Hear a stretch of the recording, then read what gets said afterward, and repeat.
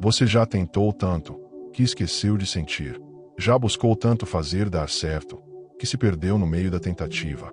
A lápide de Charles Bukowski não tem homenagens, nem metáforas piedosas.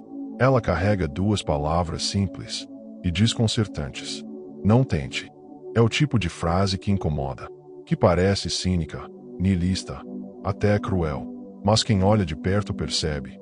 Não é desistência, é desmascaramento. Bukowski passou a vida tentando não tentar, tentando escapar da necessidade de parecer alguém, de agradar, de vencer, de evoluir.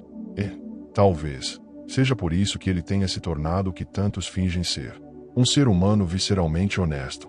A filosofia de Bukowski não é para os sensíveis que se protegem, mas para os sensíveis que sangram, e escolhem não esconder mais o sangue. Neste vídeo, vamos abrir essa frase como quem abre uma ferida mal cicatrizada. Porque às vezes, o caminho mais autêntico não é subir a montanha, é parar de escalar as montanhas erradas. Se você precisa forçar, talvez nunca tenha sido seu. Dor sem sentido, a forja do escritor bruto. Bukowski não nasceu escritor, nasceu machucado, filho de um lar onde o amor era medido a golpes. Cresceu entre gritos, socos e silêncios, e descobriu, cedo demais, que o mundo era um lugar onde a verdade doía, e mentir para sobreviver era a regra. Essa infância brutal não o destruiu, mas o moldou com as mãos sujas da realidade. Não havia espaço para otimismo, nem para sonhos puros. A vida era crua, suada, bêbada, fedida, confusa, e, mesmo assim, vivida. A psicologia do trauma nos mostra que quando a dor chega cedo demais, ou você aprende a engolir, ou vomita. Bukowski escreveu como quem vomita a alma, sem filtro, sem polidez, sem desculpas. Carl Jung dizia que tudo aquilo que não integramos vira sombra. Mas o que Bukowski fez foi mais radical. Ele transformou a própria sombra em voz. Não fugiu da dor, nem tentou transformá-la em algo bonito. Ele apenas disse: é assim que eu me sinto. Lidem com isso. Se você for quebrado cedo demais, ou enlouquece, ou escreve. Essa é a primeira verdade de sua filosofia. Pare de tentar parecer curado. Comece a escrever, ou viver, do que realmente te quebrou. Porque o verdadeiro artista não é quem mostra como venceu a dor. É quem mostra que não precisa vencê-la para continuar inteiro. O vazio da glória. Quando o sucesso não vem, e você continua. Antes dos livros, da fama cult, dos filmes inspirados em sua miséria, Bukowski era um fracasso. Trabalhou nos Correios por mais de uma década, escrevendo escondido nas madrugadas. Ele vivia como zumbi, respirando, andando, entregando cartas, mas morto por dentro. Nenhum editor o queria, nenhuma livraria o vendia, nenhum aplauso vinha. E ainda assim, ele escrevia, não por disciplina, nem por método, mas porque não escrever doía mais do que fracassar. Isso revela algo que a autoajuda não diz. Nem toda paixão vem com recompensa.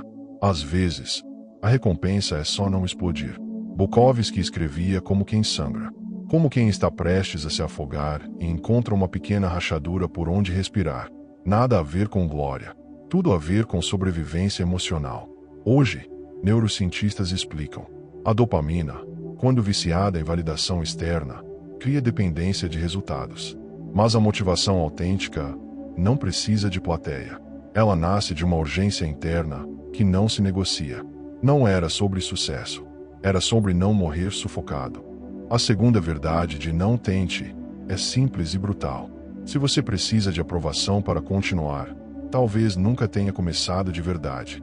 Quando o processo te escolhe, criar sem motivo aparente. Algumas pessoas escolhem escrever, outras são escritas. Bukowski nunca planejou ser ícone. Ele odiava o sistema, rejeitava as instituições, cuspia na pretensão intelectual. Para ele, arte era febre, era raiva, era impulso, não método. Escrever não é escolha, é exorcismo. É aqui que Bukowski encontra eco em algo surpreendente: a física quântica e a espiritualidade vibracional. Porque a frequência da autenticidade atrai realidades alinhadas, mas somente quando você não está tentando controlar o resultado. Bukowski nunca tentou parecer iluminado. Nunca disse que seria o melhor. Ele apenas seguiu escrevendo do lugar mais feio, mais sujo, mais honesto de si. E é exatamente isso que torna sua obra tão viva. Ela vibra o que muitos escondem. Ela sangra o que muitos maquiariam. E por isso, ela toca. Brené Brown diria que a verdadeira vulnerabilidade é aparecer sem garantias. Bukowski apareceu como era, bêbado, furioso, quebrado e humano, sem pedir desculpas. Terceira verdade do não tente. Faça o que te atravessa, não o que te promete resultado. A alma não se realiza por aplauso. Ela se realiza quando você para de tentar e começa a transbordar. O não esforço como ato de fé. Não tente. Não é sobre desistência.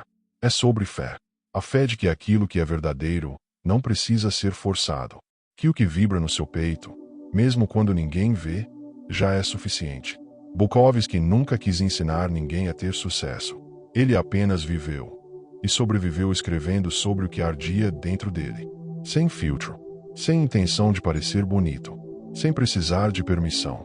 Ele entendeu que as coisas mais autênticas da vida surgem, sem esforço consciente. Vem como um espasmo da alma.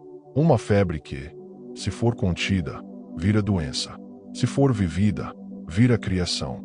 A neurociência moderna chama isso de estado de flow. Aquele momento em que você perde a noção do tempo porque está inteiro no agora. E esse estado não acontece sob pressão. Acontece quando você para de tentar controlar e começa a simplesmente responder ao chamado interno. Se você precisa forçar, talvez não seja para você. Ou talvez você ainda esteja tentando ser alguém que não é. Bukowski não tentava ser escritor. Ele era. Mesmo nos anos em que ninguém lia. Mesmo quando só havia silêncio e dívidas. Sexta verdade do não tente. O que é real não precisa de performance. Só precisa de presença. Você está forçando, ou sendo chamado. Charles Bukowski não morreu em glória. Morreu com cicatrizes, vícios, amores tortos, mas com verdade. E é por isso que ainda lemos sua voz rouca hoje. Porque ele não tentou parecer alguém. Ele só foi. Não tente. Não é um convite à passividade. É uma recusa ao fingimento. Uma recusa à vida que exige um personagem para ser vivida. Se você só consegue seguir um caminho quando recebe aplausos, talvez esse caminho nunca tenha sido seu. A verdadeira paixão não pede licença. Ela invade. Ela queima. Ela transborda. Carl Jung dizia que o processo de individuação é o retorno à sua natureza mais profunda. Não a construção de uma imagem perfeita, mas a aceitação da sua imperfeição divina. E aqui, Bukowski e Jung se encontram. Ambos sabiam que o que nos liberta não é o esforço, mas a entrega crua ao que pulsa mais fundo em nós. Não tente ser algo. Permita-se ser o que já vibra dentro de você. A vida que vale a pena não é a que dá certo. É a que não mente.